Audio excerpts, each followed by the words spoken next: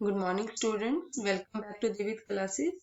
So today I'm going to start Python language. So इस session में हम पढ़ेंगे Python language क्या होती है, उसके फीचर्स, उसके एप्लीकेशंस. ओके, सबसे पहले हम पढ़ेंगे Python language के बारे में. हम Python के बारे में जानेंगे होती क्या है. So Python, basically a high level language. High level language. अब ये हाई लेवल लैंग्वेज का मतलब क्या होता है? इस तरह से समझिएगा, जैसे a equal to 3 and b equal to 5. इसे अगर प्लस करना है तो a प्लस 5 इक्वल टू कितना? 8. तो मान लीजिए आप इस टाइप से कोड कर रहे हैं पाइथन के अंदर. ठीक है, इजिली हम रीड राइट एंड अंडरस्टैंड कर पा रहे हैं इस चीज को. ये हाई लेवल लैंग्वेज है, जैसे यूजर इजिली समझ सकता है, इजिली पढ़ सकता है, इजिली लिख सकता है. ठीक है, इसी तरह अगर आप और डिटेल में जाएंगे तो आप जानेंगे कि जो कंप्यूटर्स के अंदर हमारे 3 टाइप्स की लैंग्वेज होती है. That 3 types of language. ठीक है, नंबर 1 लो लेवल लैंग्वेज. एक होती है आपकी असेंबली लैंग्वेज, एक होती है आपकी हाई लेवल लैंग्वेज. ठीक है, आपकी जैसे सी प्लस प्लस है, आपकी जितनी भी आप अगर प्रोग्रामिंग लैंग्वेज देखेंगे वो सारी हाई लेवल लैंग्वेज है. ठीक है, लो लेवल लैंग्वेज का मतलब क्या होता है? जैसे 0 एंड 1. ठीक है, 0 और 1 के बीच में अगर आप काम करेंगे तो वो क्या है? आपकी लो लेवल लैंग्वेज है.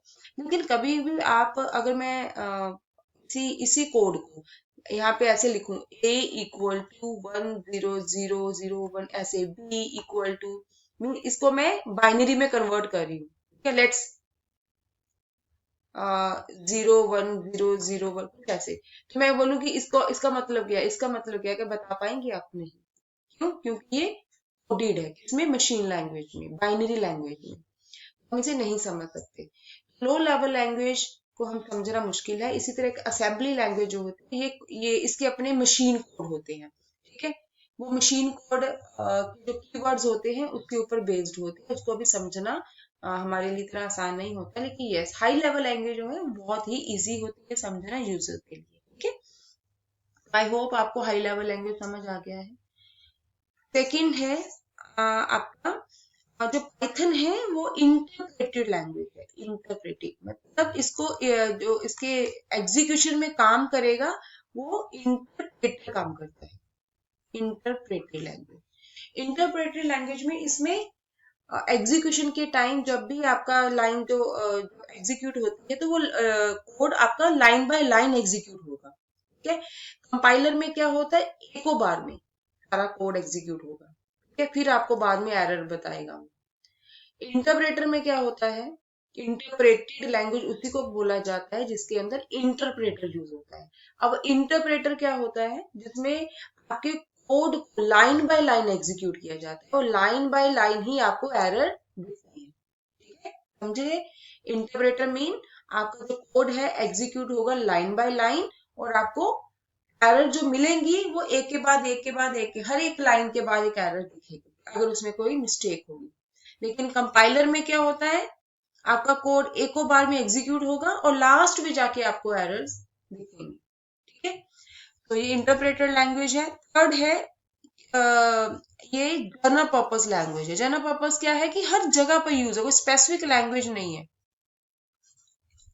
इसमें इसको हम आईटी डेवलपर्स भी यूज करते हैं, इसको डेटा एनालिस्ट भी यूज करते हैं, हम मशीन लर्निंग में, डेटा साइंस में, गेम्स में, है ना, हर जगह पर हम लोग इसको यूज करते हैं. ठीक है जी, इसीलिए इसको मैं क्या बोलूंगी? General purpose programming language. ठीक, आगे इसका हम पढ़ेंगे की फीचर्स क्या है. की features,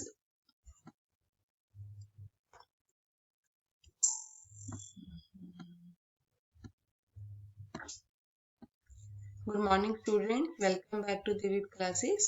So today I am going to start Python language. Python language को हम बहुत ही अच्छे से पढ़ेंगे सेशन में. पाइथन लैंग्वेज क्या होती है, इसका बेसिक, और उसके बाद इसके फीचर्स क्या है, इसकी एप्लीकेशंस क्या है, कहाँ यूज होती है, यूज होती है, हर एक चीज को बहुत ही अच्छे से बारीकी से करेंगे। ठीक है, चलिए what is a Python, start करते हैं पाइथन लैंग्वेज से। What is a Python? Number one, Python is a high level language.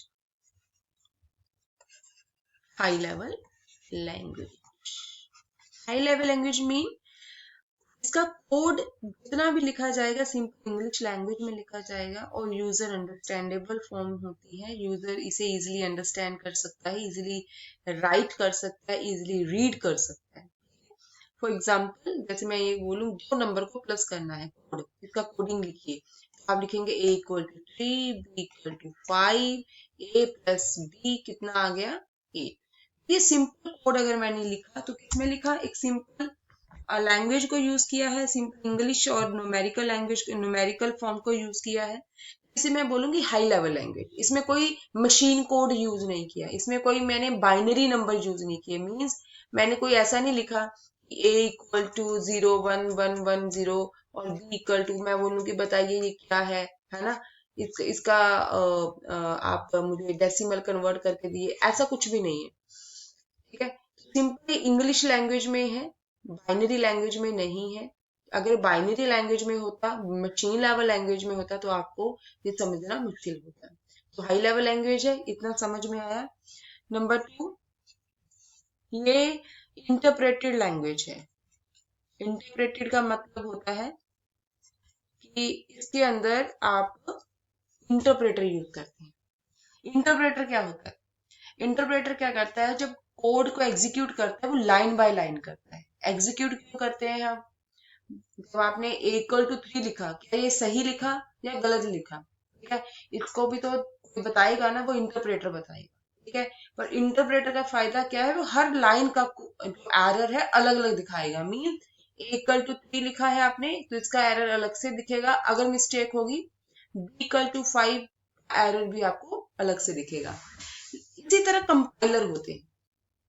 Compiler क्या करते हैं, आपके कोड को जो एग्जीक्यूट करते हैं वो एकदम से इकट्ठा एग्जीक्यूट करेंगे। ठीक है, और आउट जो आपको एरर की जो आपका डिस्प्ले होगा वो लास्ट में जाके दिखाएंगे आपको कि इस जगह पर एरर है, और बल्कि वो आपको line by line error show नहीं करेगा।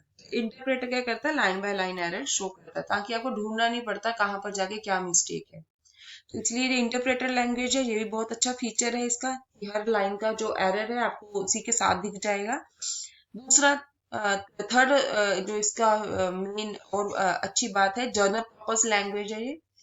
जर्नल पर्पस लैंग्वेज का मतलब ये होता है इसको हर एक जगह पे यूज किया जा सकता है। मीन आप वेबसाइट्स बना लीजिए, आप इससे डेटा एनालिसिस करवाइए, आप इससे गेम्स बनाइए, मोबाइल एप्लीकेशंस क्रिएट करिए। ठीक है, तो ये कोई स्पेसिफिक लैंग्वेज नहीं है कि किसी स्पेसिफिक पर्पस के लिए बनाई गई है, ऐसा नहीं है।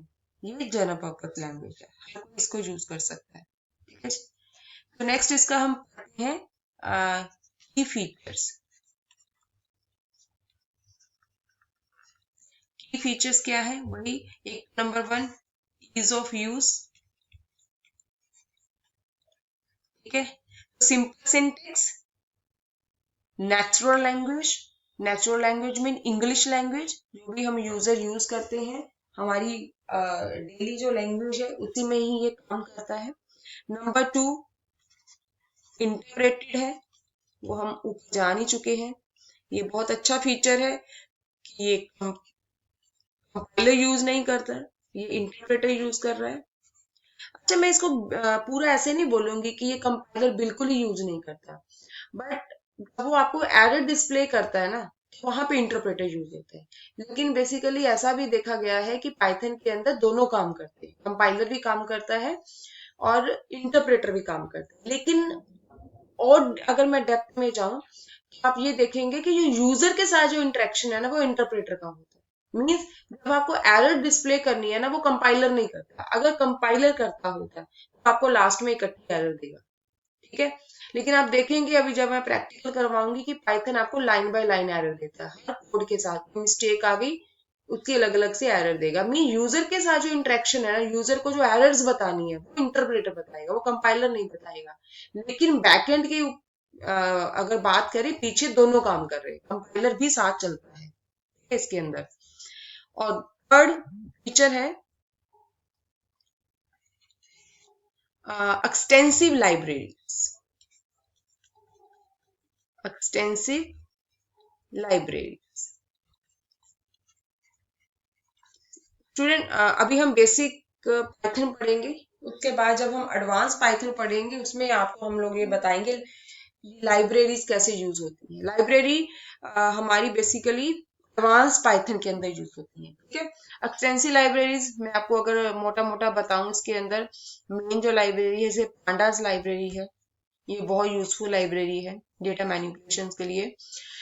न्यूमेरिकल कंप्यूटेशन के लिए नमपाई बहुत अच्छी लाइब्रेरी है, ठीक है। इसी तरह डेटा विजुअलाइजेशन के लिए आपके पास मैट, प्लॉट लिब, सीबॉन, ठीक है जी। ऐसे बहुत सारी लाइब्रेरी है, पर मैं आपको अभी थोड़ा इंट्रो दूंगी कि ये इसका फीचर है कि इसके अंदर एक्सटेंसिव लाइब्रेरी है, ठीक है। फोर्थ, क्रॉस प्लेटफॉर्म, ये इसका बहुत अच्छा एक फीचर है पाइथन का, क्रॉस प्लेटफॉर्म। क्रॉस प्लेटफॉर्म का मीन क्या है कि अगर आपने सॉफ्टवेयर का कोड, मान लीजिए आपने A equal to 3, B equal to 5 and इन दोनों को मैंने प्लस किया C वेरिएबल के अंदर डालकर, और ये मैंने कोड कहाँ पे लिखा है, मान लीजिए इसको मैंने विंडोज ऑपरेटिंग सिस्टम के ऊपर लिखा है, ठीक है, विंडोज ऑपरेटिंग सिस्टम के ऊपर। हम लोग सब लोग 90% लोग विंडोज ही यूज करते हैं, है ना।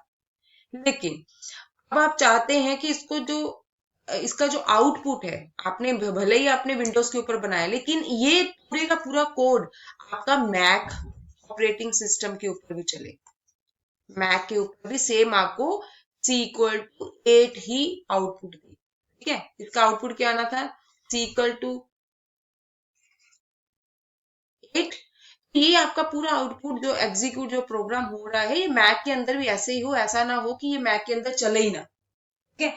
बहुत सारे ऐसे हमारे लैंग्वेज हैं, आप देखेंगे कि जो लैंग्वेज जो कोड होते हैं वो अगर एक ऑपरेटिंग सिस्टम के ऊपर बने हैं, वो दूसरे ऑपरेटिंग सिस्टम के ऊपर रन नहीं होते, उसके लिए हमें थर्ड पार्टी टूल इंस्टॉल करने पड़ते थे। लेकिन पाइथन लैंग्वेज ऐसी लैंग्वेज है जो क्रॉस प्लेटफॉर्म लैंग्वेज है। अगर आपने विंडोज के ऊपर कोई सॉफ्टवेयर बनाया है, उसे मैक के ऊपर एग्जीक्यूट करना चाहते हैं तो इट विल रन, ठीक है। अगर आप इसे लिनक्स के अंदर रन करना चाहते हैं तो तभी ये करेगा। मतलब डिफरेंट ऑपरेटिंग सिस्टम के अंदर ये काम कर सकता है, कहने का मतलब ये, ठीक है जी। अगर आपने मैक के ऊपर मैक ऑपरेटिंग सिस्टम के ऊपर कोड बनाया है और उसे विंडोज के ऊपर चलाना चाहते हैं तो भी वो चलेगा। इसी को बोलते हैं क्रॉस प्लेटफॉर्म, ठीक है। जबकि ये पहले वाली लैंग्वेज में फैसिलिटी नहीं थी। नेक्स्ट है हमारा डायनामिक टाइपिंग। फिफ्थ है हमारा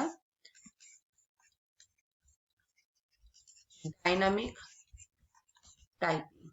डायनामिक टाइपिंग का मतलब होता है no need to specify variable types explicitly.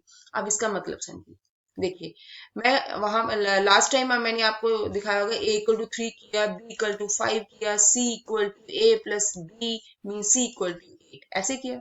अब ये क्या है, A क्या है, B क्या है एंड C क्या है, ये मेरे सारे के सारे वेरिएबल्स है, ठीक है जी। ये वेरिएबल्स, इनको मैं क्या बोलूंगी, ये वैल्यूज है।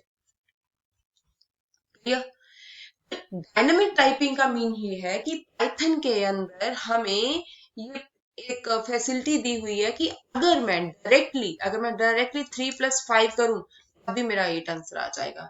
मीन्स आपको एक्सप्लिसिटली मतलब अलग से आपको ये A and B C define करने की जरूरत नहीं है पाइथन के अंदर। लेकिन दूसरी लैंग्वेज C एंड C++ जावा हो गई, इसके अंदर आपको वो एरर डिस्प्ले करेगा, वो कहेगा कि वेरिएबल इसका जो डिक्लेयर करना जरूरी है, ठीक है। विदाउट वेरिएबल वो एग्जीक्यूट नहीं करेगी। लेकिन पाइथन के अंदर आपको मान लीजिए 8 आंसर चाहिए, तो आप 3 को पहले वेरिएबल ए लिया, वेरिएबल ए के अंदर 3, वेरिएबल बी के अंदर 5, उसके बाद सी इक्वल टू इसका आउटपुट भी सी वेरिएबल के अंदर आया। ये यहाँ पर मैंने क्या किया, वेरिएबल इनिशियलाइज करवाई, वेरिएबल डिक्लेयर की है। यहाँ पर मैंने क्या किया, विदाउट वेरिएबल है। इसमें प्रैक्टिकल जब करेंगे ना तो ज्यादा क्लैरिटी आएगी। मैं प्रैक्टिकल इसका करवाऊंगी तो आपको ज्यादा क्लियर होगा। ये विदाउट वेरिएबल है, तो इसी को डायनामिक टाइपिंग बोला है। अगर मुझे कोड करते करते नीड है इसकी वेरिएबल की, मैं कर सकती हूँ। तो मैं अगर नेक्स्ट टाइम नेक्स्ट वाली लाइन में अगर कहूँ नहीं नहीं मुझे ऐसे नहीं चाहिए, मुझे तो ऐसे ही चाहिए, तो यू कैन राइट। ओके, इसमें कोई ऐसा हार्ड एंड फास्ट रूल नहीं है कि अगर आपने ऊपर नहीं किया तो नीचे नहीं कर सकते, ऐसा कुछ नहीं है। इसे बोलते हैं डायनामिक टाइपिंग। कभी भी वेरिएबल लगा सकते हो, कभी भी वेरिएबल हटा सकते हो। ठीक है जी, क्लियर। नेक्स्ट है हमारा सिक्स पॉइंट जो है हमारा, वो है ओपन सोर्स। ये सबसे अच्छा पॉइंट है, ओपन सोर्स। ओपन सोर्स का मतलब होता है free, available for anyone to use and modify. ठीक है, free, freely available. Freely available का मीन है कि गूगल के अंदर जाएंगे आप, अगर लिखेंगे डाउनलोड पाइथन तो हर कोई इसे डाउनलोड कर सकता है। इसके लिए हर किसी को लाइसेंस परचेज करने की जरूरत नहीं होती। इसका मतलब फ्री का मतलब ये नहीं है कि आप ये मान के चले कि ये लाइसेंस बेस्ड नहीं है। लाइसेंस बेस्ड है। जब ये कंपनी में यूज होती है, कंपनी हमेशा इसका लाइसेंस परचेज करती है, पाइथन का लाइसेंस परचेज करती है। ठीक है, लेकिन जब आप एक बिगिनर हैं, आप स्टार्टिंग में काम करना चाहते हैं, तो आपको कोई सॉफ्टवेयर खरीदने की जरूरत नहीं है। ठीक है जी, ये आपको ओपन सोर्स है, ये आपको फ्रीली गूगल के ऊपर आराम से मिल जाएगी। क्लियर। नेक्स्ट हम पढ़ेंगे इसकी एप्लीकेशंस क्या है।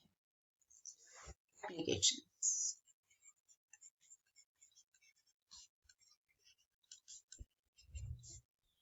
Applications of Python. एप्लीकेशंस का मीन कहाँ कहाँ पे यूज हो रही है। ठीक है, नंबर वन, वेब डेवलपमेंट। ठीक है जी, वेबसाइट बनानी है तो भी आप लोग क्या कर सकते हैं, आराम से पाइथन यूज कर सकते हैं। ठीक है, उसके बाद डेटा साइंस, जो डेटा साइंटिस्ट यूज करेंगे, डेटा साइंस एंड एनालिटिक, इसमें पाइथन यूज होती है। Number three, machine learning. Machine learning and AI, इसमें भी पाइथन यूज है। उसके बाद आपने गेम क्रिएट करनी है, गेम डेवलप करनी है, तो भी आप आराम से कर सकते हैं, वो भी पाइथन लैंग्वेज यूज करते हैं। आपने कोई ऑटोमेशन एंड स्क्रिप्टिंग लैंग्वेज लिखनी है, ऑटोमेशन एंड स्क्रिप्टिंग, तो भी आप आराम से इसको यूज कर सकते हैं। आपने ब्लॉकचेन, आपने आजकल देखा होगा बहुत ये मार्केट में एक टॉपिक चल रहा है ब्लॉकचेन का। ब्लॉकचेन डेवलपमेंट करना है तो भी आप लोग पाइथन यूज कर सकते हैं। इवन की नेटवर्किंग, नेटवर्किंग में पाइथन बहुत यूजफुल है। बहुत ही मजा आता है नेटवर्किंग को जब आप करते हैं पाइथन की हेल्प से। आप देखेंगे, आप मतलब आपको इतना इजी मोड में ये आपको चीजें प्रोवाइड करवाएगा जो कि दूसरी लैंग्वेज नहीं प्रोवाइड करती। उसके बाद साइबर सिक्योरिटी, यहाँ पर भी पाइथन आपको बहुत ही यूजफुल रिजल्ट्स प्रोवाइड करेगी। उसके बाद आप देखेंगे नाइन्थ, साइंटिफिक कंप्यूटिंग। ठीक है, साइंटिफिक कंप्यूटिंग, वहां पर भी साइंटिफिक कंप्यूटिंग में भी बहुत यूजफुल है। आईओटी आपने सुना होगा, आईओटी इंटरनेट ऑफ थिंग्स जिसे बोलते हैं हम, आईओटी, इसमें भी पाइथन बहुत यूजफुल है। डेस्कटॉप एप्लीकेशंस क्रिएट करनी है, यहीं पे मैं लिख रही हूँ, डेस्कटॉप डेस्कटॉप एप्लीकेशन, यहाँ पर भी पाइथन बहुत यूजफुल है। आपने फिनटेक, फाइनेंस, आपने फिनटेक यूज करना है पाइथन को, you can use. Even finance में पाइथन यूज हो रही है। फिनटेक फाइनेंस वैसे दोनों सेम सेम ही है। और आप देखेंगे एजुकेशन सिस्टम में बहुत यूज हो रही है ये, ठीक है। तो ये इसके सारे के सारे एप्लीकेशन है जहाँ पर पाइथन यूज हो रही है, राइट। सो नेक्स्ट अगर क्वेश्चन है कि मैं पाइथन क्यों यूज करूं, व्हाई यूज पाइथन, क्यों नहीं दूसरी लैंग्वेज यूज कर रही, क्यों पाइथन ही यूज कर रहे हैं। पहली बात तो ये कि पाइथन ना हर कोई सीख सकता है, कोडिंग बैकग्राउंड की जरूरत नहीं है। अगर आपने कभी बीसीए बीटेक नहीं किया और आपको लगता है कि आप मैनेजमेंट के लोग बंदे हैं, आपने एमबीए या आपने पीजीडीएम किया हुआ है और आपको एकदम से पाइथन करनी पड़ रही है, तो आप आराम से कर सकते हैं। क्यों कर सकते हैं? क्योंकि इसका कोड बहुत इजी है। इसका कोड इतना इजी है कि आप देखेंगे कि इसमें जैसे सी लैंग्वेज के अंदर, सी प्लस के अंदर बहुत सारे सिंटेक्स एरर आते हैं। क्यों आते हैं? क्योंकि उसमें सेमी कॉलन चाहिए, उसमें आपका कोमा चाहिए। अगर थोड़ी सी भी आपकी मिस्टेक हो जाती है तो आपको एरर डिस्प्ले करता है। आपके वेरिएबल्स डिक्लेयर नहीं है तो प्रॉब्लम है। और यहाँ पे आपने देखा कि वेरिएबल के लिए भी कोई मुश्किल नहीं है, डायनामिक टाइपिंग है ना। एक ये रीडेबल सिंटेक्स है, राइट, नंबर वन। एक ये रीडेबल सिंटेक्स है। रीडेबल का मीन, रीडेबल सिंटेक्स का मतलब है कि कोड को इजीली रीड एंड राइट कर सकते हैं। वर्सटाइल है,